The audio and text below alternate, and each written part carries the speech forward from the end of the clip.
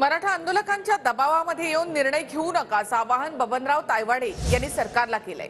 OBC समाज सरकारला झोपू देणार नाही असं तायवाडे यांनी म्हटलं। ओबीसी समाजही मुंबईकडे कूच करेल असं तायवाडे यांनी म्हटलं आहे।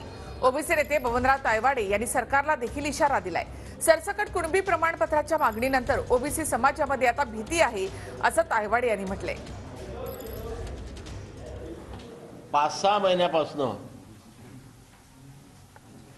या राज्यामध्ये मराठा आरक्षणाचं जे वादळ सुरू आहे आणि त्यामुळे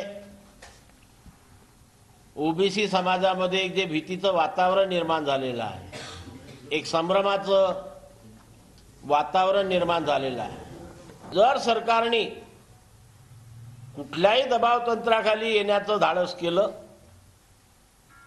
तर हा महाराष्ट्रातील 400 जातीमध्ये विभाजित असलेला 60% ओबीसी समाज, कोणी काही म्हणत असले तरी आम्ही अधिकृतरित्या सांगतो की आम्ही 60% आहोत। या 60% ओबीसी समाज सरकारला झोपू देणार नाही आणि ज्याप्रमाणे ते मुंबईलाकडे त्यांनी कूच केली, आम्ही सुद्धा एवढ्या मोठ्या संख्येने त्यांच्यापेक्षा जास्त संख्येने मुंबईकडे कूच करू, मुंबईवर आक्रमण करू आणि आमच्या संविधानिक अधिकाराचं